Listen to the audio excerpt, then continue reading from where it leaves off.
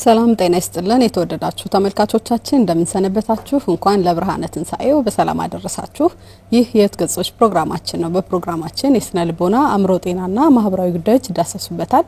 ለዛሬ ደግሞ ይዘንላችሁ የቀረብነው የመወያያ ርዕሰ ጉዳያችን ትንሳኤን በተመለከተ ትንሳኤ በሚል ርዕሰ ጉዳይ አንስተን ቆይታ እናደርጋለን። በቆይታችን ደግሞ እንግዳ ጋብዘናል። እንግዳችን መምህር ገብረ ጊዮርጊስ ይግዛው ይባላሉ። በኢትዮጵያ ኦርቶዶክስ ተዋሕዶ ቤተክርስቲያን የሃይማኖት መምህር ናቸው። ፕሮግራሙን ደግሞ አዘጋጅቼ የማቀርብላችሁ እኔ ኢየሩስ ሲሳይ ነኝ። እስከ ዝግጅታችን ፍጻሜ ድረስ አብራችሁ እንድትሆኑ በአክብሮት እንጋብዛለን። መምህር እንዴት ሰነበት? እግዚአብሔር ይመስገን። እንዴት ሰነበትሽ? እንኳን ደህና መጡ። እግዚአብሔር ይመስገን። እንኳን ደህና ቆያችሁ። እንግዲህ ቃለ መጠይቃችን ለማድረግ እዚህ ድረስ ስለመጡ እጅግ እናመሰግናለን። መልካም፣ እኔም አመሰግናለሁ። ዛሬ እንግዲህ ትንሳኤ በሚል ርዕሰ ጉዳይ አንስተን ነው ውይይት የምናደርገው። ጥሩ ውድ ተመልካቾቻችን እንግዲህ ዛሬ ትንሳኤ በሚል ርዕሰ ጉዳይ አንስተን ነው ቆይታ የምናደርገው። ከአፍታ ቆይታ በኋላ ተመልሰን እንገናኛለን።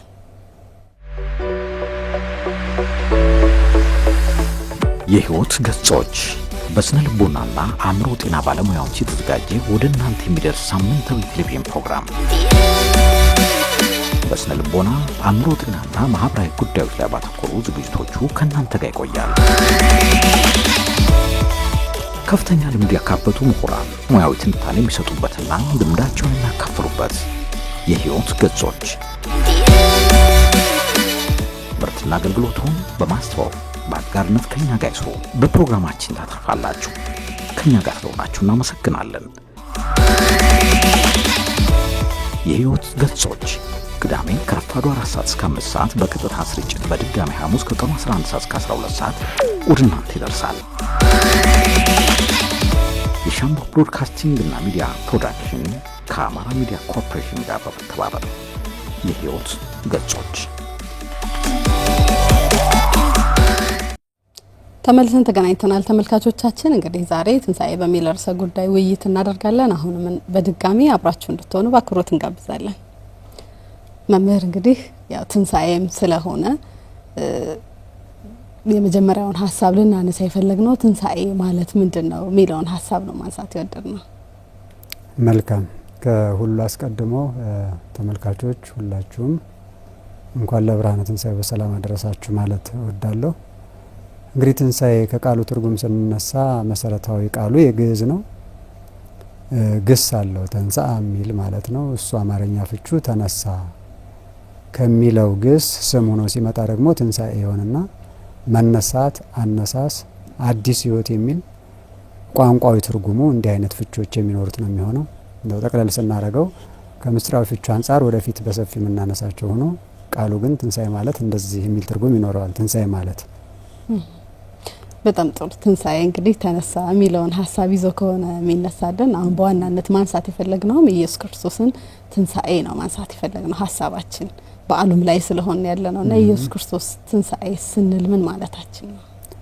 መልካም። እንግዲህ ትንሳኤ ቅድም የሰጠነውን ትርጉም እንዳለ ወስደን ከትንሳኤ በፊት መቅድሞች አሉት። ትንሳኤ ላይ ከመድረሳችን በፊት የሰው ልጅ ባሪያ ሥላሴ ተፈጥሮ የጸጋ አምላክነት ተሰጥቶት ፍጥረታትን እንዲገዛ፣ እንዲያስተዳድር፣ እንዲመገብ ተሰጥቶት ሙሉ ስልጣን ተሰጥቶት በገነት በከፍታ እንዲኖር ፈቃድ አግኝቶ መኖር ከጀመረበት ጀምሮ ስንቆጥር ለ7 ዓመታት ያህል ከቆየ በኋላ ምናልባት ጅምሩ ላይ ሲሰጥ ይህንን ግዛ፣ ይህንን ብላ፣ ይህንን ንዳ የሚል ከአምላክ ፈቃድ ተሰጥቶት ያልተፈቀደለት ግን ይችን ዕፀ በለስ እንዳትነካ፣ እንዳትበላ፣ እንዳትነካትም የሚል መልእክት ተላልፎለታል። መንካት መብላት ከነካ መብላቱ አይቀርምና መንካት ሳይቀር ነው የተከለከለውና ይህንን ትእዛዝ አክብሮ በቁጥር መጻሕፍት አነጋገር ለ7 ዓመት ከ1 ወር ከ17 ቀን እንላለን በሙሉ መጥራትም ይቻላል። በእኛ ጉባኤ ቤት በቤተክርስቲያን አስተምሮ ትርፍን ትቶ አሊያ ደግሞ የተረፈውን ወደ ሙሉ ወስዶ መናገር ስለሚቻል 7 ዓመት በስፋት ሲነገር እንሰማለን። ከዛ ቆይታ በኋላ የአምላክን ትእዛዝ ወደ መተላለፍ ሄዷል። እንግዲህ አምላክ በሰጠው ጸጋ 7 ዓመት ሙሉ የሚበላውን እየበላ የሚገዛውን እየገዛ በሰላም የጸጋ አምላክነቱን አስከብሮ መኖሩን ራሱ አይቶታል፣ ምስክር ራሱ ስለሆነ። ለቅጽበት ግን በምክረ ከይሲ እንግዲህ ከይሲ አውሬ እባብ እንደማለት ነው። በዚህ የተጠራው ዲያብሎስ ነው። በምግባሩ ሰውን ስለሚጎዳ ከይሲ የሚል ስያሜ ተሰጥቶታልና በሱ ምክር ተታሎ እንግዲህ ለ7 ዓመት ሙሉ አክብሮት የቆየውን ሕግ አምላክ ትሆናለህ፣ ይህን የተከለከልከው ክፉና ደጉን ስለምታውቅ መከራ ስለሚያገኝ ሳይሆን እንደርሱ አምላክ ስለምትሆን ነው የሚል የጅል ምክር ሰማና ያንን ባደረገበት ቅጽበት ወድቋል ማለት ነው። ባጭሩ መነሻው ይህ ስለሚሆን ነው። ትንሳኤ ላይ ከመድረሳችን በፊት ትንሳኤ ለማለት የወደቀ ነገር አለ ማለት ነው።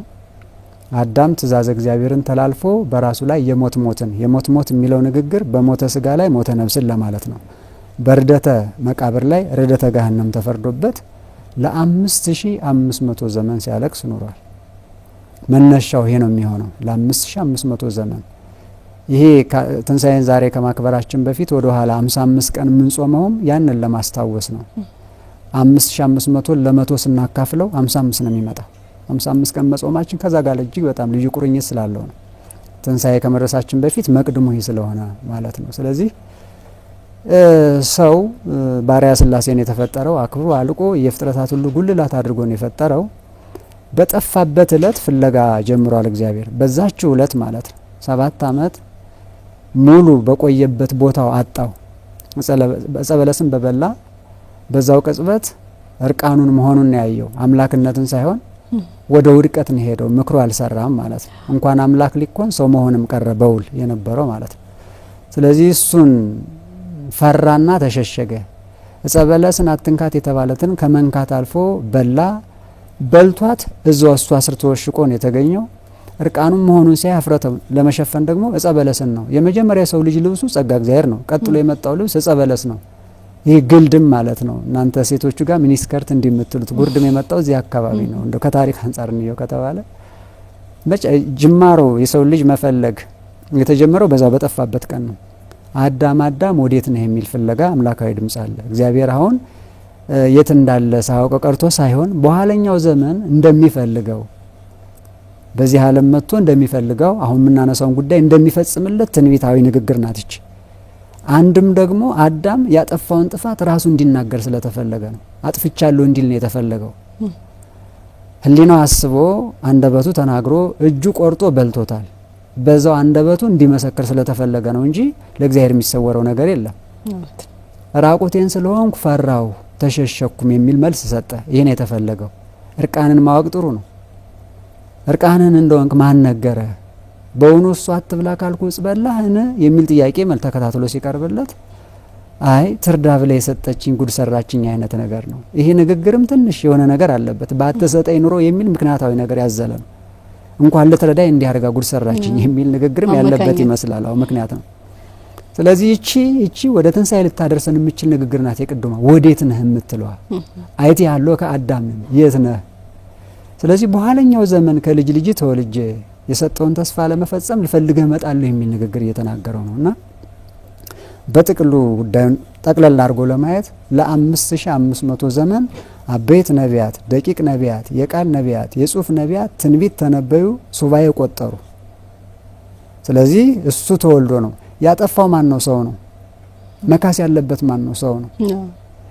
ያጠፋ ሰው ነው። ያጠፋ ሰው ደግሞ ካሳ ሆኖ ቤዛ ሆኖ ሌላ መቅረብ አይችልም። እዳ ያለበት ሰው እዳ ሊከፍል አይችልም። ስለዚህ እዳ የሌለበት ሰው ይፈለግ ነበር። መካስም ያለበት መላእክት አይደሉም፣ ሰው ነው መካስ ያለበት። ስለዚህ ይህ ጉዳይ እግዚአብሔር ስለወደደው የሰው ልጅ እንዴት እንደወደደው ከመፍጠር ጀምሮ ነው የሚወደው። ሌላውን ፍጥረት ሲፈጥር በቃልና በቃል ሳያሰማ ነው። ሰውን ግን በተግባር ነው። ያው ማርያውን ሰጥቶ የጸጋ አምላክ አድርጎ ነው። እንዲህ እንዳደረገ ሊተው አልፈለገም። ስለዚህ ክርስቶስ ሰው እንዲሆን አስገደደው ማለት ነው። እዳ የሌለበት ሰው ሲፈለግ ማን ተገኘ? እሱ ራሱ እግዚአብሔር ሰው ሆነ። አምላክ ሰው ሆነ፣ ሰው አምላክ ሆነ። ይህ ጉዳይ ደግሞ በድንግል ማርያም ተከናወነ። ይህንን ትንሳኤን ስናነሳ ታዲያ የሞት ሞትን ትሞታለህ የሚል ፍርድ ተሰጥቶታል። ዕፀ በለስን ሲበላ ሞቷል። ስለዚህ ያን ሞት መሞት አለበት የሚክሰው አካል ማለት ነው። ፍርድ ነው፣ የአምላክ ቃል ነው፣ ተላልፏል ኦልሬዲ። እሱ መፈጸም ስላለበት ጌታችንና አምላካችን መድኃኒታችን ኢየሱስ ክርስቶስ ለ5500 ዘመን በነቢያት አድሮ ያናገረውን ትንቢት የተቆጠረው ሱባኤ መጋቢት 29 በዘመነ ዮሐንስ ዕለተ እሁድ ተጸነሰና ታኅሳስ 29 በዘመነ ማቴዎስ ዕለተ ማክሰኞ ተወለደ። ከዚህ ስለሚነሳ ነው ትንሣኤ።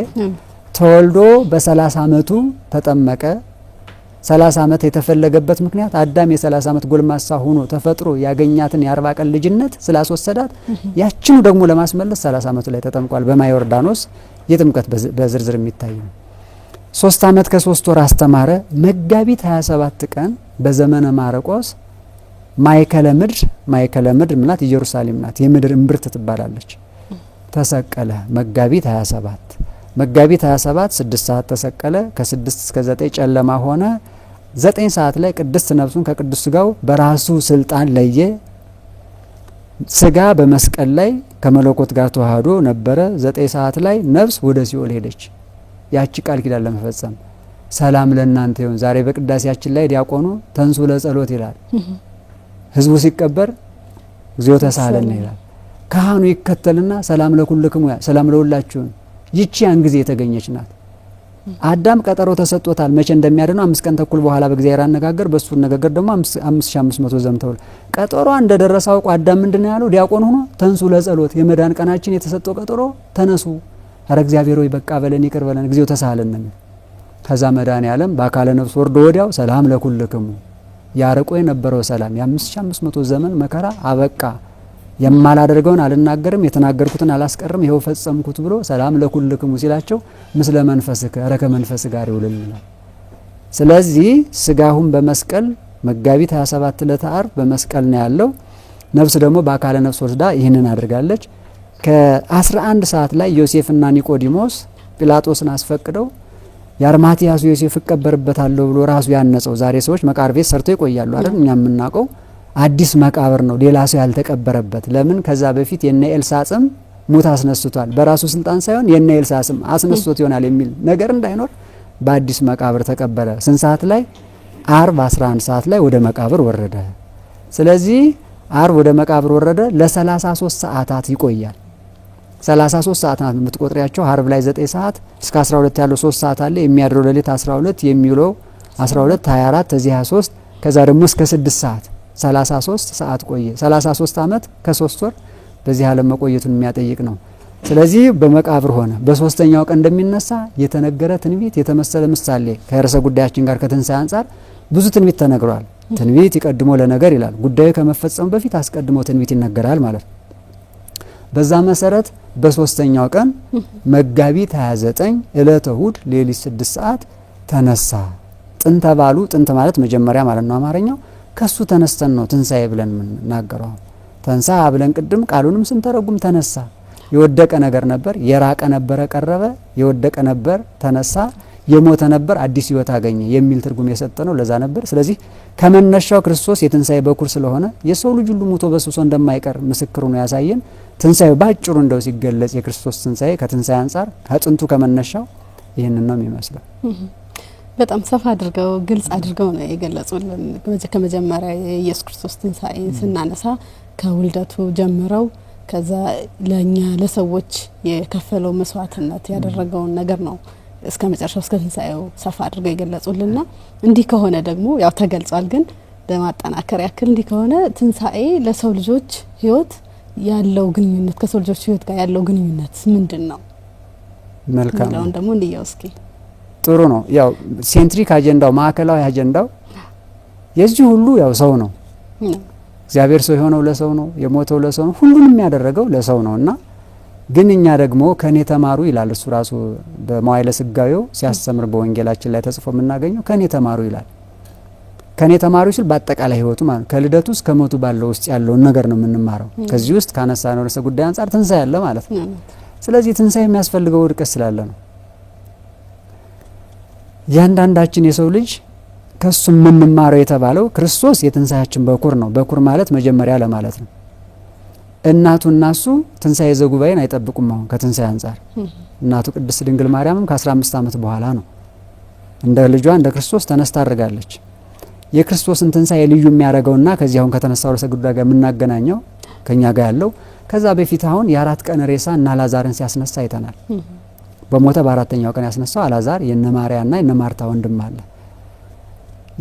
የሱ ትንሣኤና የክርስቶስ ትንሣኤ ይለያል። የነ አልዓዛር ትንሣኤው በብሉይ ኪዳን ነው። አልዓዛርን ያስነሳው ራሱ ባለቤቱ ነው። እርሱ ግን በስልጣኑ ነው የተነሳው። የና አልዓዛር ትንሳኤ ዳግም ሞትን ያስከትላል። አሁን የምናነሳው ትንሳኤ ዳግም ሞትን አያስከትልም። ስለዚህ የሰው ልጅ ከዚህ ሊወስድ የሚችለው ተስፋ የማይበጠስ ዘላለማዊ ተስፋ እንዳለው ይወስዳል። በሞት እንኳን እነሳለሁ የሚል ተስፋ ይኖረዋል ማለት ነው። ማን አሳይቶናል? ራሱ ባለቤቱ ክርስቶስ። በክርስቶስ ክርስቲያን ተብለን በተለይ የተጠራን ሰዎች ማለት ነው። የባሉ ባለቤት ሆነን የምናከብረው በክርስቶስ ክርስቲያን ነን። ስሙን ብቻ አይደለም የወሰድነው። ከልደቱ በሞቱ ሞቱን እንመስላለን፣ በትንሳኤው ደግሞ ትንሳኤውን እንመስላለን። ስለዚህ እንደው ወደኛ ስናቀርበው ከሱ የምንማረው ብዙ ነገር በዚህ ዓለም በሚኖረን ቆይታ የሰው ልጅ በሐልዮ በሐሳብ ማለት ነው፣ በንግግር በተግባር በዚህ በሶስቱም መውደቅ መነሳቶች ይኖሩታል።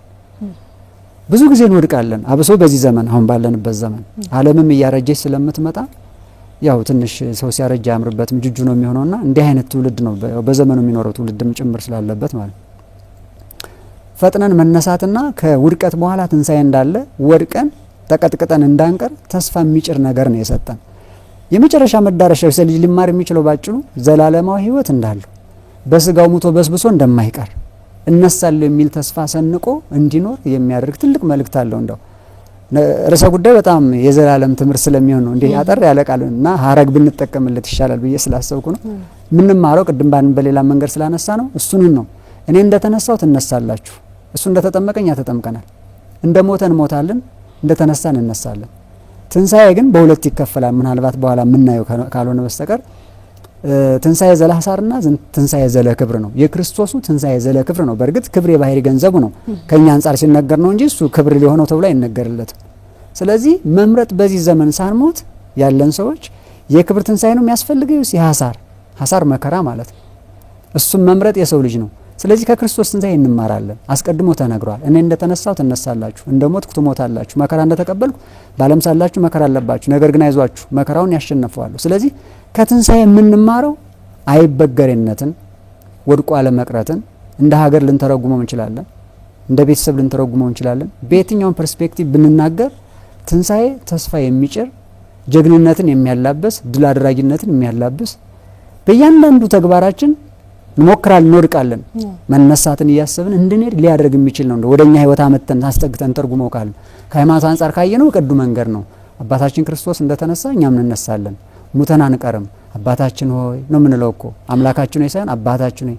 አባቴ ከተነሳ እኔ እነሳለሁ፣ በሰማያት የምትኖር ሀገሬ በሰማይ ነው፣ አባቴ በሰማይ ነው ያለው የሚል ተስፋ እንዲኖረን የሚያደርግ ነው። የመጨረሻው መደምደሚያው በነገራችን ላይ የሰው ልጅ ይሄ ነው፣ ትንሳኤ ነው። ምንም መልሽ ምንሽ ጳጳስሞሽ ተራመመን የመጨረሻው የሚፈለገው ትንሳኤ ነው። እሱን ተስፋ እንደነ ወንስቴፎ ትንሳኤ ሙታን ነው። ምናልባት ለሃይማኖት ተከታዮቹ ጸሎት ሃይማኖት የሚባለው ወይም የዘወትር ጸሎት ላይ የሃይማኖት መሰረት የሚለው የሚዘጋው በምንድን ነው? የሙታንንም መነሳት ተስፋ እናደርጋለን፣ የሚመጣውንም ህይወት ለዘላለሙ። የሚመጣው ህይወት ምንድን ነው? መንግስተ ሰማያት። እሱን እንማራለን። እሱን ተስፋ እንድናደርግ ያደርገናል ትንሳኤው ማለት ነው። ስለዚህ እኛ ልጆች ከትንሳኤው ከኢየሱስ ክርስቶስ ትንሳኤ ልንማር የሚገባው በጣም ብዙና ሰፊ በህይወታችን ሙሉ የተላበሰ ነገር ነው ማለት ነው። ጥብቅ የሆነ ቁርኝት ነው ያለን ማለት ነው። በጣም ሃይማኖታዊ ብቻ ሳይሆን በስጋ ህይወታችንም ጭምር ማለት ነው። አሁን ባለንበት በተሰማራንበት መስክ ሁሉ ትንሳኤ ብዙ ነገር ነው የሚያስተምረን። በጣም ጥሩ። እንደ ሀገርም እንደ ቤተክርስቲያንም በቤተክርስቲያን አንጻር ሆነን ስናይ ማለት ነው። በጣም ጥሩ። እሺ ውድ ተመልካቾቻችን እየተከታተላችሁት ያላችሁት የሕይወት ገጾች ፕሮግራማችን ነው። ዛሬ ደግሞ ትንሳኤን በተመለከተ ነው ውይይት እያደረግን የምንገኘው። ከአፍታ ቆይታ በኋላ ተመልሰን እንገናኛለን።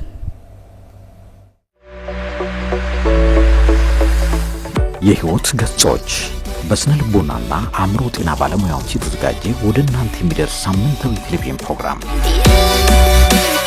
በስነ ልቦና አእምሮ ጤናና ማህበራዊ ጉዳዮች ላይ ባተኮሩ ዝግጅቶቹ ከእናንተ ጋር ይቆያል። ከፍተኛ ልምድ ያካበቱ ምሁራን ሙያዊ ትንታኔ የሚሰጡበትና ልምዳቸውን የሚያካፍሉበት የሕይወት ገጾች ምርትና አገልግሎቱን በማስተዋወቅ በአጋርነት ከኛ ጋር ይስሩ። በፕሮግራማችን ታተርፋላችሁ። ከኛ ጋር ስለሆናችሁ እናመሰግናለን። የሕይወት ገጾች ቅዳሜ ከረፋዱ 4 ሰዓት እስከ 5 ሰዓት በቀጥታ ስርጭት፣ በድጋሚ ሐሙስ ከቀኑ 11 ሰዓት እስከ 12 ሰዓት ወደ እናንተ ይደርሳል። የሻምቦ ብሮድካስቲንግ እና ሚዲያ ፕሮዳክሽን ከአማራ ሚዲያ ኮርፖሬሽን ጋር በመተባበር የሕይወት ገጾች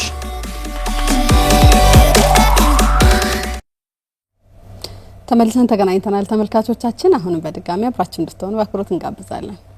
መምህር እንግዲህ ቀደም ብለን እያነሳን የነበረው እንግዲህ ትንሳኤው ከሰው ልጆች ህይወት ጋር ያለውን ግንኙነት ነበርና እኛ ቀደም ብለን አብረን አንድ ላይ አንስተነዋል። ግን የኢየሱስ ክርስቶስ ትንሳኤ ከኢየሱስ ክርስቶስ ትንሳኤ የሰው ልጆች ምንድነው መማር ያለብን ምን እንማር የሚለውንም ደግሞ እስኪ ሰፋ አድርገን እንየው። መልካም ቅድም ያየናቸው ጉዳዮች እንዳሉ ነው። የተወሰኑትን ሀሳቦች አንስተናቸዋል፣ አነካክተናቸዋል። ትንሳኤን ስናነሳ የሰው ልጅ ሊማር የሚችለው ቅድም ብለናል በሰፊው በእያንዳንዱ የህይወት እንቅስቃሴያችን የሚያጋጥሙን ውድቀቶች ይኖራሉ።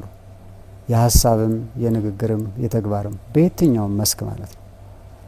እንደወደቁ አለመቅረትን ብንወድቅ እንነሳለን፣ አሁን ባይሳካ ወደፊት ተስፋ አለኝ፣ እንደወደቅኩ አልቀርም የሚል ትልቅ ተስፋ የሚጭር ነው። ከትንሳኤው ልንማር የምንችለው ድል አድራጊነትን፣ በየትኛውም መስክ አለመሸነፍን። ውድቀት በተለያየ መንገድ ያው ልናስተናግድ እንችላለን። የሰው ልጅ በዚህ ዓለም ሲኖር ብዙ ውጣ ውረዶች አሉት። በዚህ ውጣ ውረድ ውስጥ መውደቅ አለ፣ መነሳት አለ። ስለዚህ ይህ ቃል አሁን ወድቀን እንደማንቀር መነሳት እንዳለ የሰው ልጅ ተስፋ ቆርጦ በዛው ወድቆ ተንኮታክቶ በሞራልም ሊሆን ይችላል ወደፊት ትንሳኤ ሊና ትንሳኤ ልቦና የሚባሉ አሉ። እነሱን የምናነሳባቸው ሁኔታዎች እንዳሉ ነው። በጥቅሉ እንደ ሀገርም እንደ ማህበረሰብም እንደ ቤተሰብም እንደ ግለሰብም የምንወድቅባቸው ጉዳዮች ወድቀን እንደማንቀር መነሳት እንዳለብን ከውድቀት በኋላ ትንሳኤ እንዳለ የሚያሳይ ነው። ከክርስቶስ ትንሳኤ የምንማረው ይሄን ነው የሚሆነው። አልሸነፍ ባይነትን፣ ተስፋ ቢስ እንዳንሆን ያደርጋል ትንሳኤ በእያንዳንዱ የህይወት መስካችን ማለት ነው። ተስፋ ቢስ እንዳንሆን፣ ሰው ተስፋ ካለው ውሃ ምግብ በማጣት የተወሰነ ጊዜ መቆየት ይቻላል። ተስፋ በማጣት ግን መቆየት አይቻልም። ትንሳኤ ተስፋ ነው። ወንሴፎ ትንሳኤ ሙታን ምንለው ለዛ ነው። ትንሳኤን ተስፋ ስናደርግ ብዙ ነገሮች ናቸው በውስጡ ያሉት። ስለዚህ ከግል ህይወት አንጻር ልናየው እንችላለን፣ ከቤተሰብ ህይወት አንጻር ልናየው እንችላለን፣ ከማህበረሰብ አንጻር እንደ ሀገር እየሰፋ ይሄዳል። ትንሳኤሽን ያሳየን ኢትዮጵያንም ሳይቀር ኢትዮጵያ የምትነሳ ሁላችንም ስንነሳ ነው። ብዙውን ጊዜ ትንሳኤ እንፈልጋለን የወደቀ ሀሳብ ይዘን ማለት ነው። ስለዚህ በእያንዳንዳችን ህይወት ያንዳንዱ ማህበረሰብ ግለሰብ ሊሆን ይችላል ትንሳኤን ሲያነሳ ከራሱ ነው መጀመር መቻል ያለበት። እሱ ሳይነሳ ትንሳኤን መጠበቅ ያለበት አይመስለኝም። እንደ ሀገር እንደ ማህበረሰብ ማህበረሰብ አካል ስለሆነ ያጣናቸው እሴቶች የወደቅንባቸው እሴቶች ካሉ እነሱ እንዲነሱ ካስፈለገ ትንሳኤውን የሚሻው አካል መሻቱ ብቻውን ተግባራዊ ምላሽ ሊያሰጡ አይችልም። በተግባር ከመነሳት ይጀምራል ማለት አንቺ እኔ ወንድሜ እገሌ እያልን ስንሄድ የተነሱ ማህበረሰቦች ያሉባት አካባቢ ከፍ ስናረገው ሀገር የተነሳች ሀገር ትሆናለች ማለት እንደ ሀገርም ከፍ አድርገን ካየነው እንዲህ አይነት ትርጉም ልንሰጠው ስለምንችል ማለት ነው። ወደኛ ህይወት ጠጋርገን እንደው ነው ከተባለ ክርስቶስ ለሰው ልጅ ነው ያስተማረው። ለዚህ የሰው ልጅ ወድቆ አይቀርም መነሳት ይችላል። ተስፋ መቁረጥ እንደሌለብን ማሳካት ያለብንን ነገር በጽናት ማሳካት እንድንችል የሚያሳይ ነው። ትራይ ኤንድ ኤረር ማለት ነው። እየሞከርን እንወድቃለን ደግሞ እንነሳለን። ስለዚህ በየትኛውም ተግባር የሚገባ ነው የትንሳኤ ጉዳይ። ቅድም ብለናል። በሃይማኖትም ብትሄጅ በዓለማዊ ስራችንም ብንሄድ ሀገርን እንደ ሀገር ግንባታ አስታይ ከርዕሰ ብሔሩ ጀምሮ ሁላችንም ማህበረሰብ ክፍሎች ትንሳኤሽን ያሳየን ኢትዮጵያ ስንል እንግዲህ ትንሳኤ ዛሬ ትንሳኤውን ስናከብረው በተነሳ ማንነት ውስጥ ነን። ካከበር ነው ትንሳኤውን እኛ እንገናኛለን ማለት ነው። አሁን ያለው ትውልድ የሚተካው ትውልድ ቀደምት አባቶቻችን እነሱ የተሳካላቸው ወድቀው የተነሱባቸው፣ ሌላኛው ተተኪው ማህበረሰብ ደግሞ ወድቆ እንዳይቀርበት ትምህርት የምንወስድበት እንደ አባቶቻችን ዛሬ ቀና ብለን የምንመሰክርባቸው አንገት ቀና አድርገው የሚያናግሩ የሰሯቸው ስራዎች አሉ። እነዚህ የትንሳኤ ውጤቶች ናቸው። የተነሱ ሰዎች የሰሩት ናቸው። እነዚህ ወድቆ ስራ መስራት አይቻልም ተነስቶ ስለሆነ ማለት ነው። ከወደቀ ራሱ ድጋፍ ይፈልጋል እንኳን ሊያነሳ አይቀርና ስለዚህ ጽንሰ ሀሳቡ ትንሽ በጣም ብሮድ ነው፣ ሰፊም ነው። ከዛ የምንማረው አሁን ሰፋ አድርገን ወደ ማህበረሰብ ወሰድ ነው፣ ወደ ሀገር ወሰድ ነው። እኒህን ሁሉ ኮምፕሬንሲቭሊ ባንድ ላይ ወስደን የተነሳች ሀገር እንደ ሀገር እንድትኖርን የተነሳ ማህበረሰብ ያስፈልገናል ማለት ከክርስቶስ ትንሳኤን ነው የምንማረው። አሸናፊነት፣ ሰርቶ መበልጸግን የመሳሰሉት እንደ ሀገር ካየ ነው ማለት ነው። እነዚህ ሁሉ ነው የምንማረው ከክርስቶስ ትንሳኤ። በጣም ጥሩ። እንግዲህ ከክርስቶስ ብዙ ነገር እንማራለን እንዳሉት ክርስቶስ የክብር ትንሳኤን ተነስቶ አሳይቶናል። እንደ ቀደም ብሎ ደግሞ ሲገልጹልን ነበርና ለኛ ደግሞ የልቦና ትንሳኤ የሚባል ይኖራልና የልቦና ትንሳኤ በህይወታችን ውስጥ ምን ትርጉም አለው? መልካም። ቀደም ትንሳኤን እንግዲህ ስናነሳ ከቤተክርስቲያን አስተምሮ አንጻር እሱን እነሳና ወደዚህኛው ርዕሰ ጉዳይ ይገባሉ። ትንሳኤ የሚለውን ቃል ስናይ በቤተክርስቲያናችን 5 ዋና ዋና የትንሳኤ አይነቶች አሉ። ምናልባትም ያነሳሽው ርዕሰ ጉዳይ ከዛ ውስጥ አንዱ ስለሆነ ትንሳኤ 5 አይነት ትንሳኤ አሉ ብለን መጽሐፍ ቅዱስ በሙሉ ሊመሰክር የሚችለው ይህን ስለሆነ ከነዛ ውስጥ አንዱ ትንሳኤ ህሊናና ትንሳኤ ልቡና ነው። ለይተን አናያቸውም እነዚህን ሁለቱ። 5ቱን እንግዲህ አድማጮች እንዲያውቋቸው ከተፈለገ የመጀመሪያው ትንሳኤ ህሊና፣ ቀጥሎ ደግሞ ትንሳኤ ልቡና፣ ቀጥሎ ደግሞ የሰው ልጆች ለገቢረ ተአምራት ወመንክራት እንደና አልዓዛር ያለው ትንሳኤ ማለት ነው። ክርስቶስ በተሰቀለ ጊዜ ከ500 የሚበልጡ ከ600 የሚያንሱ ከመስቀሉ ስር ሙታን ተነስተዋል። ይሄኛው ትንሳኤም የትንሳኤ 3ኛው አካል ነው። ልዩ የሚያደርገው ደግሞ 4ኛው የክርስቶስ ትንሳኤ ነው። ልዩ ነው የክርስቶስ ትንሳኤ። ለምንድን ነው ልዩ የሆነው? እሱ አስነሻ አይሻም፣ ራሱ ነው የሚነሳው። ሌሎቹ የምንላቸው አስነሽ ይሻሉ። የመጨረሻውና ክርስቶስም እንዲህ ሊያደርግ ያሰበበት ትንሳኤ ዘጉባኤ ይባላል። 5ቱ እነዚህ ናቸው። ትንሳኤ ዘጉባኤ ማለት ሁላችንም እንሞታለን። ከመጀመሪያው ሟች ከአቤል ጀምሮ ይሄ ዓለም እስኪፈጸም ድረስ ያለው የሰው ልጅ በሙሉ ይሞታል። ማንም የማይሞት ሰው የለም። ድንግል ማርያምም ሞታለች፣ ራሱ ባለቤቱም ሞቷል። ሁላችን የምንሞትበትና ከዛ የምንነሳበት ነው። ትልቁ ርዕሰ ጉዳይም ትንሳኤ ስንል ይህንን የሚዳስስ ነው የሚሆነውና እነዚህ 5ቱ ትንሳኤ የምንላቸው እነዚህ ናቸው። የመጨረሻው መደምደሚያው ግን መደምደሚያው እሱ ነው። ያስቀመጥኳቸውን በቅደም ተከተል ነው፣ ማፋለስ አይቻልም። ስለዚህ ትንሳኤ ህሊናና ትንሳኤ ልቡና በጥምር ነው የሚታዩት። ትንሳኤን ስናነሳ የሰው ልጅ ትንሳኤ ልቡና ትንሳኤ ህሊና እንዲነሳ ማድረግ ያለበትና ምንስ ማለት እንደሆነ ማወቅ ያስፈልጋል። መጀመሪያ ጉዳዩ ምንድን ነው የሚለውን ማወቅ፣ ከዛ ደግሞ ይህንን ለመተግበር ተግባራዊ ምላሽ መስጠት ስለሚያስፈልግ ምንድነው ማድረግ ያለብን የሚለውን አጣምረን ማየት እንችላለን።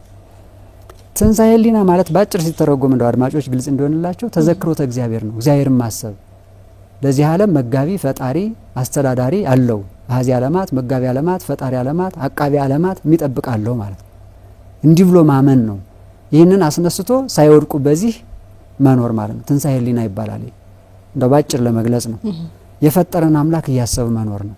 መጋቢነቱን በፀሐይ አብስሎ በዝናብ አብቅሎ እንደሚመግበን ነፋሳቱን እኛም ማናመጣቸው በሙሉ በተፈጥሮ ያገኘናቸውን በእኛ ቸርነት ያልተገኙት እነሱም በሙሉ የፈጠረ ሰራይ መጋቢ አለ ብሎ ማመን ማለት ነው ትንሳኤ ህሊና። ከዛ ቀጥሎ የሚመጣው በትንሳኤ ህሊና ውስጥ ሆኖ ግን የግድ ትንሳኤ ልቡና ያስፈልጋል። ትንሳኤ ልቡና ማለት ደግሞ ከሃይማኖት አንጻር ስናየው ጠቅለል ብሎ ሲነገር የሃይማኖት ተከታዮች እንዲወስዱ የሚፈለገው በምክረ ካህን፣ በፈቃደ ካህን፣ በህገ ቤተክርስቲያን፣ በስጋ ወደሙ ለሰው ሰው ስለሆነን እኛ ከኛ ላይ እንዲደረግ የማንፈልገው ሌላው ላይ ሳናደርግ ለኛ እንዲደረግ የምንፈልገው ለሌላው እያደረግን ህገ ቤተክርስቲያንን እየፈጸምን ሃይማኖቱ ቀኖና የትኛውም ሃይማኖት ሊሆን ይችላል የሃይማኖቱ ዶክትሪንና ቀኖና በሚያዘው መሰረት መኖር ማለት ደግሞ ትንሳኤ ልቡና ማለት ነው። ስለ ንስሐ ይማርና ንስሐ መግባት ማለት ነው ትንሳኤ ልቡና። ተምሮ ከቀረ ትንሳኤ ልቡና አልተነሳም ነው ይባላል። ስለዚህ ከትንሳኤ ህሊና ቀጥሎ ምን ያስፈልገዋል? ትንሳኤ ልቡና ያስፈልገዋል።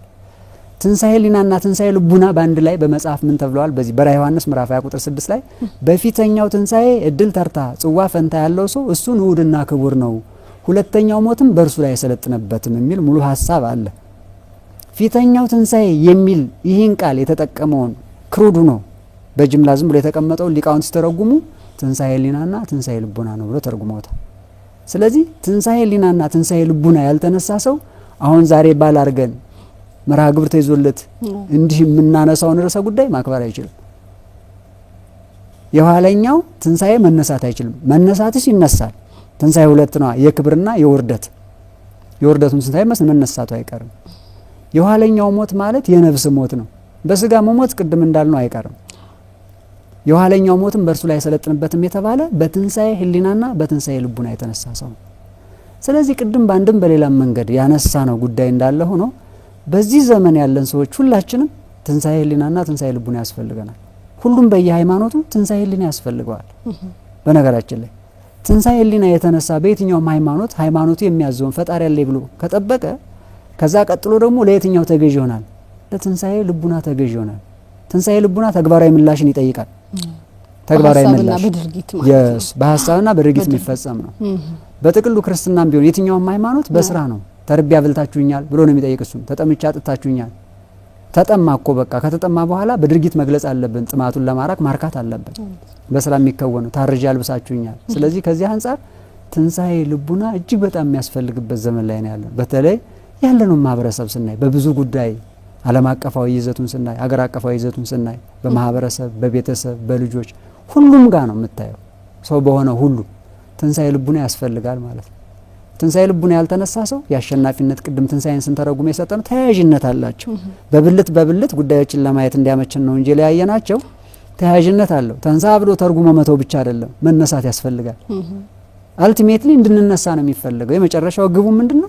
የተነሳ ማህበረሰብ፣ የተነሳ ግለሰብ፣ የተነሳ ቤተሰብ፣ የተነሳ ዜጋ፣ የተነሳ አማኝ ያስፈልጋል ማለት ነው። ካልሆነ የክርስቶስ ትንሣኤ ምኑን ይፈየዳል? ምኑን ተማር ነው? ከዛ ለመልካም ነገር የተነሳ ለመልካም ነገር የተነሳ እንዳልሽ እውነት ጥሩ ነው። ክርስቶስ ማነሳሱ መልካም ስለሆነ የሞትነውን ህይወት ለመስጠት ስለሆነ ሊሞቱ የቀረቡትን ወድቀው ያሉትን ማንሳት ማለት ነው። ትንሣኤ ልቡና ምን በማድረግ እንዲነሱ ሊያደርግ የሚችላቸው ምግብ በመስጠት የታረዙትን ይሄ እኮ እንደኔ ሰው ነው ብሎ ልብስ በመስጠት ምግባራተ ወንጌልን ባጭሩ ምግባራተ ወንጌል የሚባል ተርቤ አብልታችሁኛል፣ 6 ናቸው። ተጠምቼ አጠጥታችሁኛል፣ እንግዳ ብሆን ተቀብላችሁኛል ይላል ክርስቶስ። በነገራችን ላይ በዕለተ ምጽአትም ሰው የሚጠየቀው እነዚህን 6 ጥያቄዎች ነው። ኦፕን ቡክ ፈተና እንደማለት ነው። እንደዚህ ለዘመናውያኑ ማለት ነው። ህግ ላይ እንዲህ አይነት ፈተናዎች ነው የሚሰጡት። ጥያቄውን አውጥቶ ሰጥቶ በዕለተ ምጽአት ስመጣ ይሄን ነው መፈትናችሁ እየተለማመዳችሁ ቆዩ ብሎ እኮ ነው የሰጠን። ከ6 6 ያላመጣ እንዴት ያለ ያልታደለ ነው። ስለዚህ ይህንን አሁን ማድረግ ነው ትንሣኤ ልቡና ማለት ይህንን ማድረግ ነው። በዋናው ግን ቤዝመንቱ ግን ትንሣኤ ህሊና ላይ ተቆሞ ነው። ያለ መሰረት ቤት አይሰራም መቼም።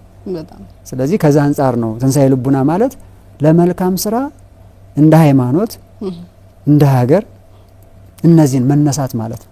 በግል ይሆናል። የተነሱ ግለሰቦች ሲደመሩ የተነሳ ማህበረሰብ ይሆናል ማለት ነው። በብዙ መንገድ እንወድቃለን። በየደቂቃው በማይክሮ ሰከንዱ ማለት ነው። በሀሳብ የሚወድቃለ፣ በንግግር የሚወድቃለ። ሰውን ተናግሮ ማስቀየም እኮ መውደቅ ነው። እሱ እንዲያስቀይሙት አይፈልግም። ሌላው ጋር ሲሆን ግን ጽድቅ የሚመስለው ማለት ነው።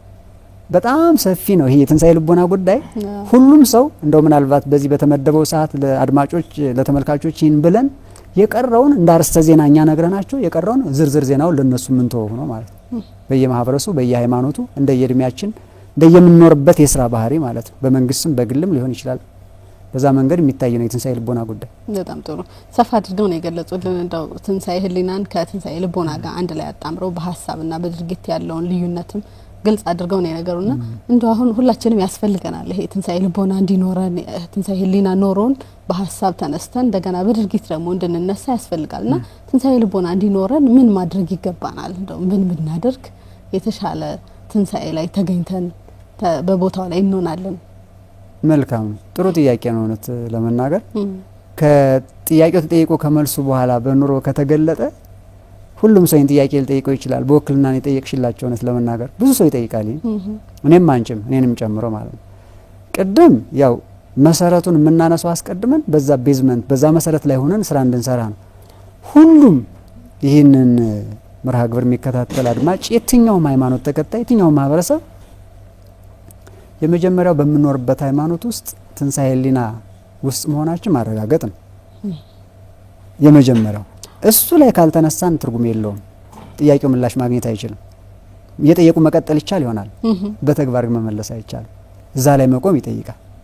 ከዛ በኋላ ትንሣኤ ህሊና ማነው ትንሣኤ ልቡናን ለመነሳት ሰውነትን ማሰብ ነው። ሰው ከራሱ ነው የሚነሳው ለሌላው ለማድረግ። ትንሣኤ ልቡና ማለት እንዲህ ስለሆነ ራሱ ማለት ነው። እኔ ምን እፈልጋለሁ ብለን ብንነሳ እንደው ሌላውን እሽንተው ሌላውን ሰው መጨረሻ ላይ ወደ ሌላው ሰው እንደርሳለን። እኔ ለምን ተፈጠርኩ? እኔ ለምንድን ነው ሰው የሆንኩት?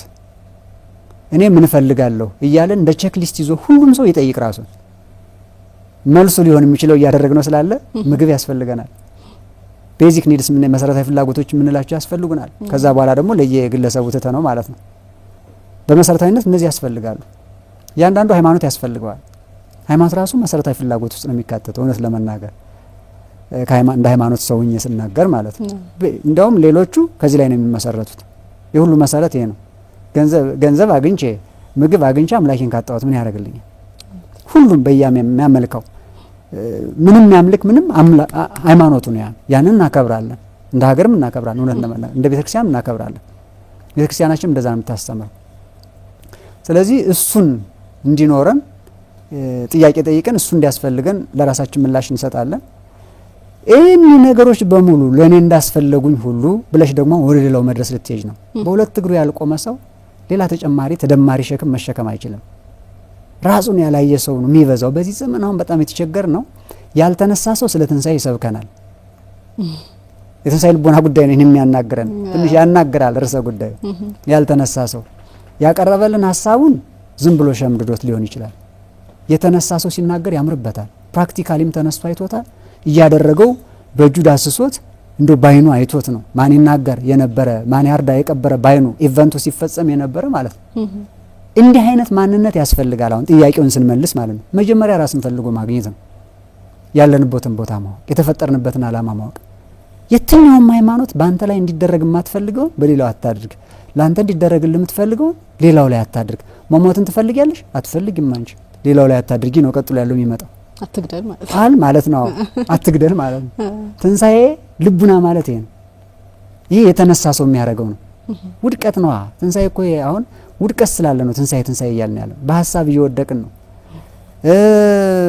እኔ መኖር እየፈለኩ ሌላው እንዳይኖር ማድረግ ይሄ በትንሳኤ ልቡና ውስጥ ያለ ሰው የሚፈጽመው ድርጊት አይደለም።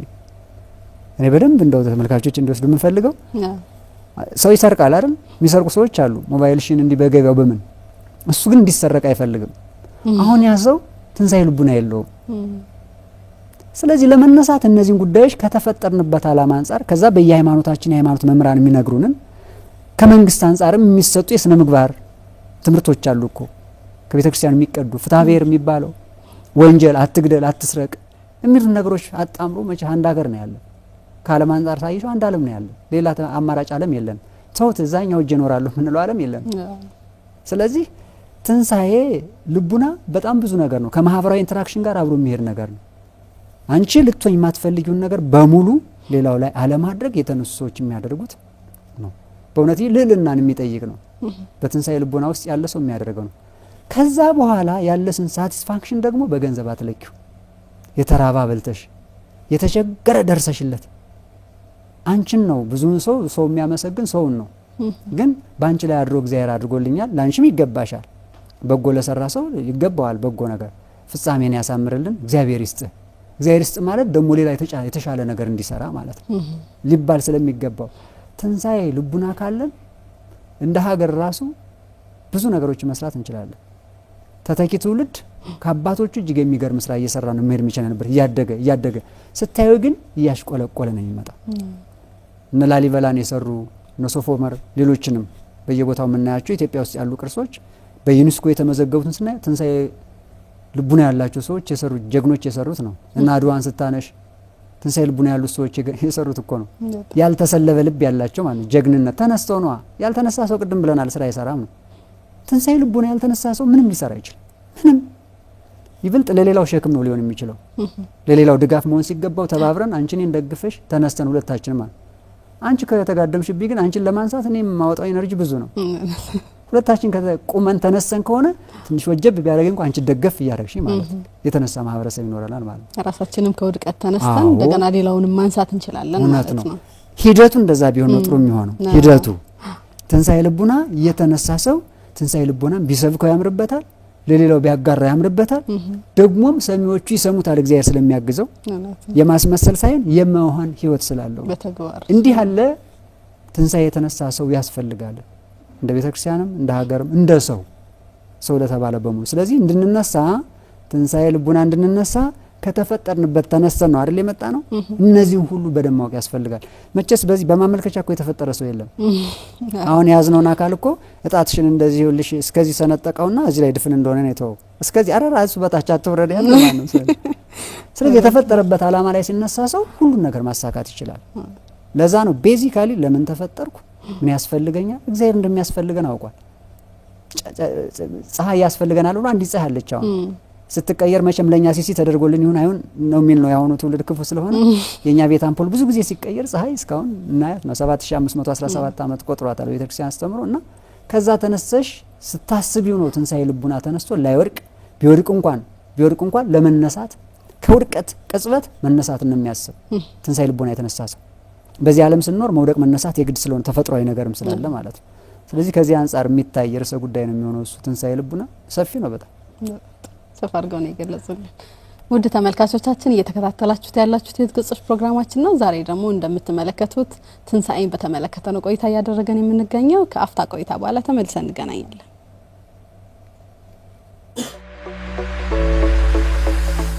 የህይወት ገጾች በስነ ልቦናና አእምሮ ጤና ባለሙያዎች የተዘጋጀ ወደ እናንተ የሚደርስ ሳምንታዊ ቴሌቪዥን ፕሮግራም በስነ ልቦና አእምሮ ጤናና ማህበራዊ ጉዳዮች ላይ ባተኮሩ ዝግጅቶቹ ከእናንተ ጋር ይቆያል። ከፍተኛ ልምድ ያካበቱ ምሁራን ሙያዊ ትንታኔ የሚሰጡበትና ልምዳቸውን የሚያካፍሉበት የህይወት ገጾች ምርትና አገልግሎቱን በማስተዋወቅ በአጋርነት ከኛ ጋር ይስሩ። በፕሮግራማችን ታተርፋላችሁ። ከኛ ጋር ስለሆናችሁ እናመሰግናለን።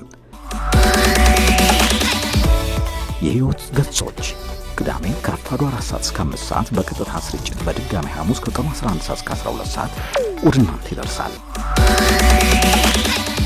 የሻምቦ ብሮድካስቲንግ እና ሚዲያ ፕሮዳክሽን ከአማራ ሚዲያ ኮርፖሬሽን ጋር በመተባበር የህይወት ገጾች ተመልሰን ተገናኝተናል። ተመልካቾቻችን አሁንም እንግዲህ ስለ ትንሳኤ ነው ሀሳብ አንስተን ውይይት ትምህርት እያገኘን የምንገኘው። አሁንም አብራችሁ እንድትሆኑ በአክብሮት እንጋብዛለን። መምህር እንግዲህ ቀደም ብለን ትንሳኤ ልቦና እንዲኖረን ምን እናድርግ፣ ትንሳኤ ልቦናችንስ እንዴት ነው መገንባት የሚገባን የሚለውን ሀሳብ ሰፋ ያለ ሀሳብ ነበር አንስተን የነበረውና አሁን ደግሞ ሀሳባችን ጠቅለል ስናደርገው እንግዲህ ትንሳኤውም ላይ ስለሆነ ያለ ነው የኢየሱስ ክርስቶስን የትንሳኤ በዓል ስናከብር መደረግ የሚገባቸው ነገሮችስ ምንድን ናቸው? ከሃይማኖት አስተምሮ አንጻር፣ ከማህበራዊ ሁኔታችን አንጻር እስኪ ከሁለት ከፍለው ያብራሩልን በደንብ። መልካም ነው። እንግዲህ በዓላት በጥቅሉ በዓላትን ስናከብር ከቤተ ክርስቲያን አስተምሮ አንጻር በዓል አከበረ ማለት ነው። ስናከብር እንዴት ማክበር አለብን የሚለውንም የአከባበር ስርዓቱን ጨምራ ቤተ ክርስቲያን ሰርታለችና ብዙዎቻችን የእምነቱ ተከታዮች ይህን በዓል ስናከብር ብዙ ጊዜ አክብረነዋል። እንደ ይችን ዓለም እንደተቀላቀልንበት ጊዜ ወይም ካወቅንበት ጊዜ ጀምሮ በዓሉ የሚመስለን ይሄ ዶሮው፣ በጉ፣ አጠቃላይ የሚደረገው ነገር ቅዱስ ዮሐንስ አፈወርቅም ተናግሯል። ለመናገር በዓሉን በዓል የሚያደርገው የሙክቱ መስባት የጠላው ማማር አይደለም። የሃይማኖቱ ተከታዮች በዓሉን ሲያከብሩት ባለ ትንሳኤን ሲያከብሩ ያውን ባለ ትንሳኤ በትንሳኤ ውስጥ ነው ሊያከብሩት ይገባል። ምን ማለት ነው? ከቤተ ክርስቲያን አስተምሮ አንጻር የቻለ እንግዲህ አሁን ሰሙነ ሕማማቱን የክርስቶስን መከራ ስናስብ ሰንብተን ሞተ፣ ተቀበረ፣ ተነሳ የሚለው ላይ ስለሆነ የምንደርሰው ለ8 ቀናት ሰሙን ማለት 8 ስለሆነ ከሰኞ ጀምረን እስከ ዓርብ ስቅለቱን ቅዳም ስሩን ጨምረን ስናከብረው ነው የመጣ ነው። ስለዚህ በሱ ውስጥ የነበረ ማንነታችን ወደ ደስታ የሚቀየርበት፣ ሀዘን ነው የነበር ነው ወደ ደስታ የሚቀየርበት ነው። ትንሳኤ ያው የደስታ በዓላችን ስለሆነ ማለት ነው። ያኛው የሚታረደው የቤቱ እንዳለ ሆኖ የዘላለም ሕይወት የሚያሰጠው እውነተኛው ፍሪዳ ጌታችንና አምላካችን መድኃኒታችን ኢየሱስ ክርስቶስ በመልዕልተ መስቀል ተሰቅሎ ስጋዬን ብሉ ደሜን ጠጡ የሚል ግብዣ ነው የጋበዘን። ከሃይማኖት አንጻር የቻሉ የእምነቱ ተከታዮች ከነሳ አባቶቻቸው ጋር ተገናኝተው በሐልዮ፣ በነቢብ፣ በገቢር እንግዲህ አማርኛ እናርገው ሁሉም ሐልዮ ማለት ሀሳብ ማለት ነው። ነቢብ ማለት ንግግር ማለት ነው። ገቢር ማለት ደግሞ ስራ ነው። እነዚህ እንደው ሐልዮ ስንል ሐልዮም ራሱ ብቻውን ደረጃ አለው። ትንታ የሚባል ነቃ ሐልዮ የሚባል ቁርጽ ሐልዮ የሚባል። ትንታ ማለት ኃጢአት ብልጭ ብላ ድርግም የምትልባት ቅጽበታዊ ነገር ናት። ፈርሜሎ ላይ ምናልባት አንቺ አሁን እሱ መጥቶ ነው እንጂ አያይዘሽ ስታሽረፈርፊ ስፓርኪንግ አለች አይደል? ፍንጥር ብላ የምትሄድ ወዲያው የምትጠፋ ልክ እንደዛ አይነት ኃጢአት ነው። ታዲያ የኃጢአት ሀሳብ ብልጭ ብላ ድርግም የምትል ማለት አድጋ ምን ነገር አልቻለችም። አድጋ ስራ ላይ አልተተረጎመችም። ይቺ ምን ትባላለች? ትንታ ትባላለች። ትንታም ድንገታዊ ነው አይደል? ድንገታዊ ለማለት ብልጭ ብላ ድርግም ይህን ሰውዬ ልግደለው ራውጣ መድኃኒዓለም ብሎ እዛው ላይ መመለስ ማለት እንዲህ ያለውን ይህን ከዛ ይቺ ካደገች ግን እድል ከሰጠሻት ወደ ምን ታርጋለች? ወደ ነቃ ሐልዮ። ነቅ ማለት ምንጭ ነው። ማወርዛት ትጀምራለች ኃጢአት እያወረዛች እየጸነሰች እያደገች ትመጣና ቁርጽ ሐልዮ የሚባለው ላይ ትደርሳለች። ሶስተኛው ደረጃ ማለት ቁርጽ ሐልዮ ላይ ከደረሰ በኋላ የሀሳብ ቁርጥ ማለት ነው። ውሳኔ ወስነሻል። በምንሽ? በሀሳብሽ። ጨረሽና ወደ ምን ያድጋል? ወደ ንግግር። ወደ ምን እየሄደ ነው? ወደ ተግባር ሊፈጸም ነው። እንደው ታዲያ አሁን በሐልዮ በነቢብ በገቢር ሲሉ ካህናት የእምነቱ ተከታዮች እንዴት እንደሚረዱት አላቅም። ይህንን ሁሉ ማሰብ መቻል አለባቸው። በትንታ ማለት ነው ቅድም ያልናት ወይ ትንታው ማስንቱን ይዘ ነው በትንታ በነቃ ሐልዮ በቁርጽ ሐልዮ በንግግር በተግባር ከኃጢአት ማሰሪያ የተፈታችሁ ነው የሚካህኑ። ስለዚህ ከሃይማኖት አንጻር ነው እያየን ያለ ነው። አሁን ባለትን ሳይንስ እናከብር ከዚህ አንጻር ራስን ማየት ነው። ነቢብ ማለት እንደው ባጭሩ ኃጢአት በሐልዮ ይጸነሳል። በሐልዮ ነው የሚጸነሰው። እንደኛ ልደት አድርጌ ልንገርሽ ቢል በሐልዮ ይጸነሳል፣ በነቢብ ይወለዳል፣ በገቢር ያድጋል። በቃ ኃጢአት እንዲህ ነው እድገቱ። የሚገርምሽ ጽድቅም እንደዛው ነው። ጽድቅንም ቅድም እንዳልነው በጎ ትን የምትል በጎ ሀሳብ አለች፣ ዙራ ደግሞ ትጠፋለች። እያደገች ደግሞ ነቃ ሐልዮ ላይ ከዛ ቁርጽ ሐልዮ ከዛ ንግግር፣ መልካም ንግግር ማለት ነው። አሁን እያልን ያለ ነው ግን መልካም ንግግሩ ማንም ስለማይወስድብን መጥፎ ንግግሩ ነው። አንደበታችን የተፈጠረው ሰውን ለማስቀየም አይደለም። ያዘኑትን ለማጽናናት፣ ተስፋ የቆሩትን ተስፋ ለመቀጠል ነው አንደበታችን ሊከፈት የሚገባው። አይ ከዚህ አገልግሎት ውጭ እኔ ስሰጥ ጥንቱን እንዲህ ነበር አምጣ እሱን አፍ ብሎ ቢዘጋ ማን አለበት ነው። ሌላውንም አካል እንደዚሁ ዓይንህን በጎ አይተህ እንድትሰራበት እንጂ ምን እንዲህ እንድታረግበት ቢል አንድም ሰው የሚገኝ የለም እኔን ጨምሮና እግዚአብሔር በቸርነቱ በምሕረቱ እየሸፈነ እዚህ አድርሶናል። ስለዚህ ከሃይማኖት ተከታዮች አንጻር በዓሉን ስናከብር በሐልዮ በነቢብ በገቢር የተሰራን ኃጢአት ለመምህረ ንስሐ ተናግሮ ተናዞ አማናዊውን ፍሪዳ ክርስቶስን መቀበል ጥሩ ነው። ስጋዬን የበላ ደሜን የጠጣ የዘላለም ሕይወት አለው። የጌታ አበይት ከሚባሉት በዓላት ውስጥ ነው ትንሣኤ። አበይት በዓላት ውስጥ ምንላቸው አሉ? ቅድምም ታሪኩን ከጅምሩ ስንጀምር ተጸነሰ፣ ተወለደ፣ ተጠመቀ፣ ደብረ ታቦር፣ ሆሳና፣ ተሰቀለ፣ ተነሳ፣ አረገ ብለናል። አረገ ብለን ጰራቅሊጦስ የሚባል አለ። ወደፊት ትንሣኤ በኋላ የምናየው 50ኛው ቀን ማለት ነው። እነዚህ 9 አበይት በዓላት ናቸው። በ9 አበይት በዓላት የቻለ ክርስቲያን በዓሉን ሲያከብር አበይት በዓላት ማለት አበይት ስንል ዋና ዋናዎች ትልቅ ማለት እንዲህ አሁን ያልኩትን በስጋው ደሙ ሆኖ ኃጢአትን ተናዞ ከበደል ነጻ ሆኖ በዓሉን ማክበር በጣም መልካም ነው። ትንሣኤን በትንሣኤ ማክበር እያልን ያልነው ነው ማለት ነው። ስለዚህ ከሃይማኖት አንጻር እንዲህ ነው ሊከበር የሚገባው እንጂ ብዙዎቻችን እየመሰለን ያለውና በጣም ከሃይማኖት አንጻር ሁላችንም የቤቱ የእምነቱ ተከታዮች አባቶችምና አማኞቹ ልናስተውለው የሚገባ ነገር ቤተክርስቲያን ከሰራችው ስርዓት ውጪ የሚሄዱ ብዙ ነገሮች አሉ። ከቤተክርስቲያን ያልተቀዳ ዝም ብሎ ራሱ እያስጠጋ የሚሉት ማለት ነው። በዋዜማው እንደው ይሄ ባል ጥሩ ነው በእርግጥ ሁሉንም እንዲያከፍል ስለሚያደርግ እንደ ሌሎቹ ባላት አይፈቅድም አክፍል ነው የሚል። በዋዜማው ጭፈራ ቤት መሄድ፣ ጠጥቶ መንዘላዘር፣ መስከር፣ እርስ በርስ መጎዳዳት አለ። አሁን ባላትን ስናከብር ወደ ጥምቀትም ስናከብረው አሁን ጥምቀት ባሉ ላይ ሲርሰው መሰራረቅ አለ አይደል? መገፋፋቱ ስላለ እንዲህ አድርገን እንድናከብር ቤተክርስቲያን አትፈቅድም። ሰዎች ከራሳቸው ልቡና እያቀኑ እንደ ድል የሚጠቀሙበት ሰዎች ስላሉ ባሉን ሃይማኖታዊ ይዘቱን ሳይለቅ አማኞቹም በቀኖና ቤተክርስቲያን በዶግማ ቤተክርስቲያን ተመርተው በዛ ልክ ሊያከብሩት ይገባል። ከሃይማኖት አንጻር ስናይ ቤተክርስቲያን ዶ በማደር ማክፈል መቻል አለበት። የቻለ ሰው ከሐሙስ ጀምሮ ሐሙስ ማታ አራቱን ይበላና ከዛ በኋላ በቃ የትንሣኤ ሌሊት እንገናኝ ብለው የምግብ ጋር ቻው ይባባላሉ ማለት። ያልቻለ ግን ደግሞ ቤተክርስቲያን ጨጓራ ያለባቸው ያው ህግ የሚሰራው ለማህበረሰቡ ለአማኙ ነው። ከመንግስት አንጻርም ያው ማህበረሰቡ የሚጠቅም ህግ ነው የሚወጣው እንጂ ቀጥቅጦ ለመግዛት አይደለም።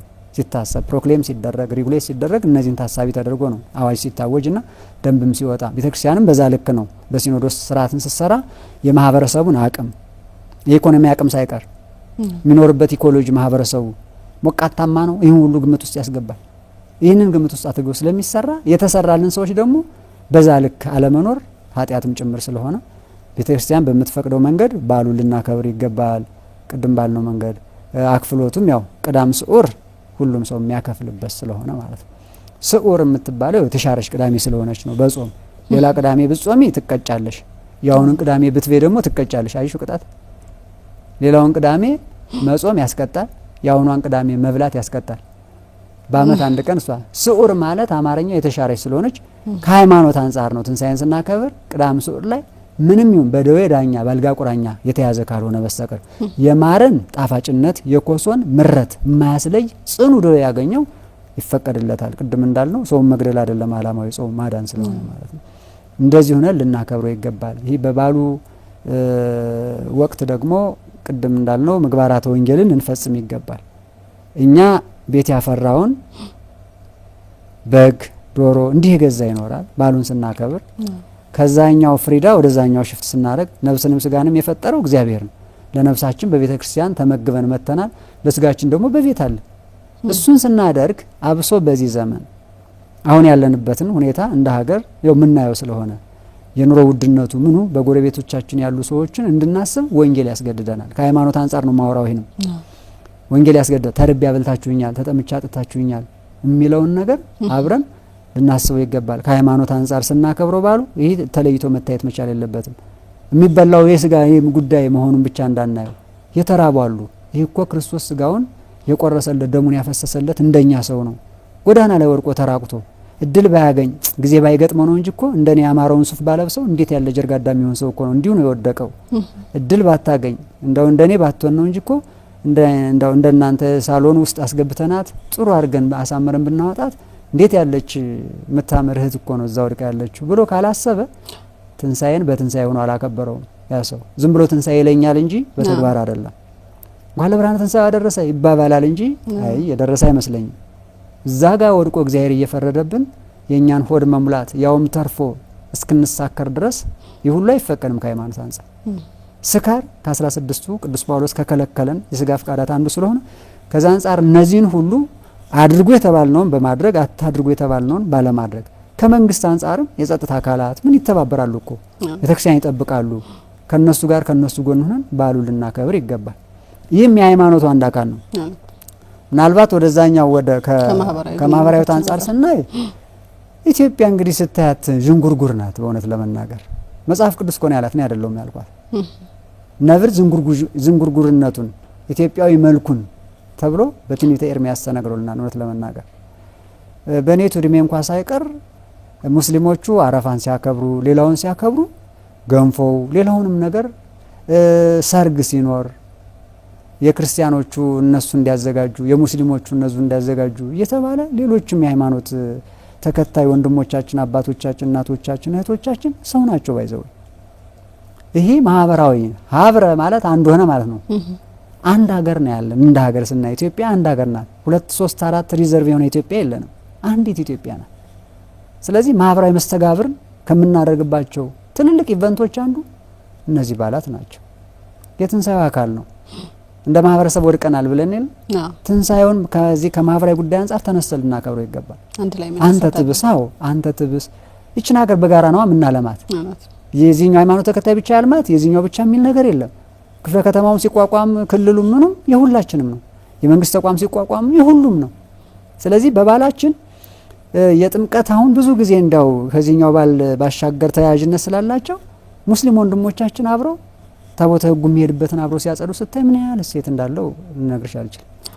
ስለዚህ ይሄ ማህበራዊ መስተጋብሩ በዚህ ዘመን ትንሽ አጥር ከልለን አትድረስብኝ ያልደረስባችሁም አይነት ነገሮች የምናይበት ነው። እኔን ያሳደጉ ትልልቅ ሸሆች አሉ ነው ለመናገር ሃይማኖታችን ዶክትሪኑ ስርዓቱ እንዳለው ነው ተጠብቆ ማንም የማንንም ሳይነካ የራሱን አስከብሮ መሄዱ እንዳለ ሆኖ በእነዚህ በዓላት ጊዜ አሁን ይሄ ቡቡኝ የሚባል ነገር ነበረ።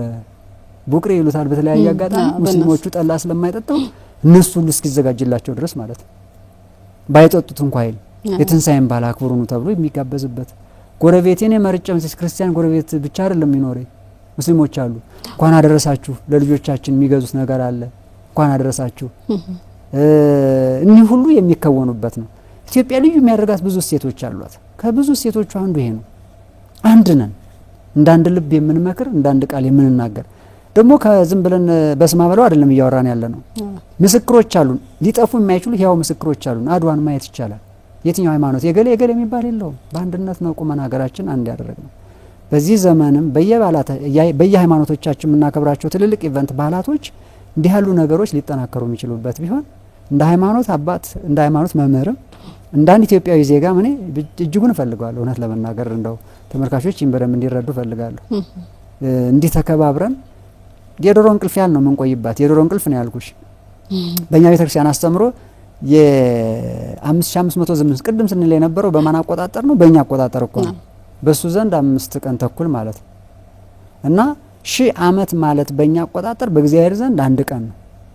1 ቀን ልብ በይ 1000 ዓመት የሚኖር አለ እንዴ? አሁን እስኪ አንድ ቀን እንኳን ያልሞላ የማይኖር ሰው እንዴት ነው ታዲያ የማህበራዊ መስተጋብር አንተ ትብስ ማለት ለፍቅሩ ጊዜ አጥሮን እንዴት ነው ለጠቡ ጊዜ ያገኘን? ያጥራል እኮ። ስለዚህ ዓለም እድሜዋ 8 ነው። ቤተክርስቲያን አስተምሮ እሁድ ነው የተፈጠረችው፣ እሁድ ነው የምታልፈው። መጋቢት 29 እሁድ ነው በዘመነ ዮሐንስ የተፈጠረችው። እሁድ ለእሁድ 8 ነው። ምክንያቱም ዕለተ አሰባት ስለሆነ ራሱን ስለደገመ እሁድ ለእሁድ 8 ነው። ስለዚህ አሁን ያንቺን እንደው የኢየሩስን እድሜ በኋላ እንደው ከዚህ ስቱዲዮ በኋላ ቼክ ብታረዩ ደስ የሚለኝ አሁን የደረሽበት እድሜ አለ 1000 ዓመት እኩል ይሆናል አንድ ቀን ከሆነ ያንቺ 30 ዓመት ቢሆንሽ ይቅርበኝና 30 ዓመቱ ነው ችግር የለም 30 ዓመት እኩል ይሆናል ብለሽ ክሪስ ክሮስ ብታረጊው ምን ማለት ነው? አንድ ሲባዛ በ30 ሲካፈል ለ1000 እና 0.0000 የኢንሲግኒፊካንት ነምበር የሚመስል ነገር ይሆናል። ለዚች ብሎ ነው የታገሰን በእውነት ለመናደም እንዲች ብለን እንኳን አይናችን እንዲህ አድርገን እስክንገልጥ ድረስ ማለት። ስለዚህ ለዚች በጣም አጭር ለሆነች ቆይታችን በእግዚአብሔር ዘንድ ለካ ዝም ያለ ለዚች ነው 0.00 የሆነ ነገር ስለሆነ ነው ዝም ያለን እና እንዲህ ያለ ህይወት በዚህ ዓለም አጭር በጣም አጭር ልንቆይበት ማህበራዊ መስተጋብርን የምናጠናክርበት ጥሩ ድል መሆኑን ማወቅ ያስፈልጋል። ባሉ የአንድነት ባል ስለሆነ ብዬ ነው። የሃይማኖት ተከታይ ብቻ አይደለም። የሃይማኖት ተከታይ በአንድነቱ ነው ሌሎች ወንድሞችን በኩል ማሰብ የሚገባው ስለሆነ ማለት ይሄ የትንሳኤው አካል ነው። በዚህ በኩል የወደቅን ይመስለኛል። ስለዚህ ምን ያስፈልገናል? ትንሳኤ ያስፈልገናል። ማህበራዊ መስተጋብር ላይ ድንበር መስራት አያስፈልግም። ለዚህችን ቆይታ እግዚአብሔር የበጀተልትን የእድሜ በጀት መቼ ስለሆነች ስለማናውቃት ሰርተንባት ምን ይር ስለሚሻል ባሎቻችን እንዲህ አይነት ውበት እንዲኖራቸው በፍቅር የሚከበር ባል ነው፣ በመጥላት የሚከበር አይደለም። ክርስቶስ ነው ዋጋ የተከፈለ ምንም ጥያቄ የለውም። ታዲያ ክርስቶስ የሞተው ለምንድነው ተብሎ ቢጠየቅ እኮ መልሱ ሌላ መልስ እንኳን አንጠብቅም። አንድና አንድ ብቻ ፍቅር ነው። ፍቅር ሰሃቦ ለወልድ ኃያል እመንበሩ ዋብጾ እስከ ለሞት። ፍቅር ኃያል ወልድን ነው የሚል ኃያል ወልድን በባህሪው ኃያል ከመንበሩ ስሞ እስከ ሞት አደረሰው። ቤተልሔም እንዲወለድ አስገደደው። በግብጽ ተሰደደ። ቀራንዮ ላይ በሞት ነው የፈጸመው። ስለዚህ ፍቅርን የተረጎምንበት መረዳት ያው ፊደል ብቻ ስለሆነብን ነው እንጂ ደጋግሜ ይላለው ብዙን ጊዜ ስለ ፍቅር ስናነሳ ፍቅር ማለት አማኝ ኢአማኝ፣ አጭር ረጅም፣ ባለጸጋ ድሃ፣ ሹም ሽር፣ ባለስልጣን ተራ አገልጋይ የሚል የለውም። በምን ቤተክርስቲያን አስተምሩ ባሪያ ስላሴ አንተን የሚመስለውን አንተን የሚመስለውን ብቻ መሰለ ፍጥረተ ዓለምን በሙሉ መውደድ ነው። አባቶቻችን እኮ ከምን ጋር ኖረዋል? እነ አቡነ ገብረ መንፈስ ቅዱስ እኮ ከ60 ነብርና ከ60 አንበሳ ጋር እኮ አብሮ ይኖሩ ምግብ ሳያስፈልጋቸው እሳቸው የተረገጡትን እየላሱ ማለት እንዴት ታዲያኛ እኔን ከሚመስለው ወንድሜ ጋር ይሄን ባል ምክንያት አድርጌ አብሬ ያሉልም አባቶቻችን የቀደሙት ከአንበሳው ጋር ዛሬ ሲል የሚያስፈራን ከነብሩ ከዘንዶ ጋር ዘንዶን እንደ ትራንስፖርት አክሊል እንደ አሳንሰር አድርገው አቡነ አረጋዊ እኮ ወደ ላይ ወጡበት ስናየው የምንሮጠው ማለት ነው። ስለዚህ ከዚህ አንጻር ባሉን ስናከብር ማህበራዊ መስተጋብሩን እንድንፈጥር ባሉ ራሱ እድል ይፈጥራል። ባሉ ራሱ ይናገራል። የአንድነት በዓል ነው።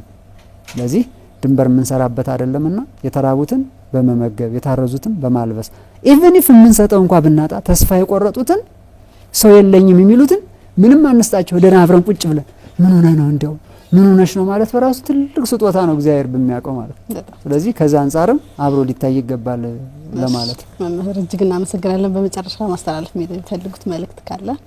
እንግዲህ ለእምነቱ ተከታዮችም ቅድም በማህበራዊ መስተጋብር እንገናኝ ያልኳቸው በየትኛውም ክፍል ዓለም ያሉ ወገኖቼ በሙሉ እንደው ለባሉ ለአማኙ ለተከታዮቹ ለቀኑ ደግሞ በዚህ ሃይማኖት ስለሌሉት እኔን ለሚመስሉ የአባት እናቶች ወንድሞች እንኳን አደረሳችሁ ላለሁ ባሉን ስናከብር በጥቅሉ አጭሩ መልእክቴ ትንሳኤን ስለሆነ የምናከብረው በትንሳኤ ህሊናና በትንሳኤ ልቡና ውስጥ ነን እናክብረው። መቋጫዎቹ እስካሁን ያልናቸው መቋጫ ማሰሪያ በትንሳኤ ልቡና ብዙ ነገር ስለሚይዝልኝ ነው በውስጡ ሆነ እንድናከብረው እግዚአብሔር አምላክ ፍቃዱ ይሁንልን። አመሰግናለሁ። እጅግ እናመሰግናለን። እኛም እዚህ ድረስ ስቱዲዮ ድረስ መጥተው ይሄን የመሰለ ትምህርት ስለሰጡን እግዚአብሔር ያክብርልን። አሜን። አብሮ ያክብረን። ውድ ተመልካቾቻችን ስትከታተሉት ቆይታ ያደረጋችሁት የህይወት ገጾች ፕሮግራማችንን ነበር። ዛሬ ደግሞ እንግዲህ ትንሳኤን በተመለከተ ይሄን የመሰለ አንጀትን የሚያረሰርስ ትምህርትን ሰጥተውናል። መምህር ገብረ ጊዮርጊስ ይግዛው ናቸው። መምህር ገብረ ጊዮርጊስ ይግዛው በኢትዮጵያ ኦርቶዶክስ ተዋሕዶ ቤተክርስቲያን የሃይማኖት መምህር ናቸው። ፕሮግራሙን ደግሞ ያዘጋጀውላችሁና ያቀረብኩላችሁ እኔ ኢየሩሳሌም ከመላው ስቱዲዮ ባለሙያዎች ጋር ነበር። እናንተም አብራችሁን ስለነበራችሁ እጅግ እናመሰግናለን። መልካም የትንሳኤ በዓል ይሁንላችሁ። ቸር ሰንብቱ።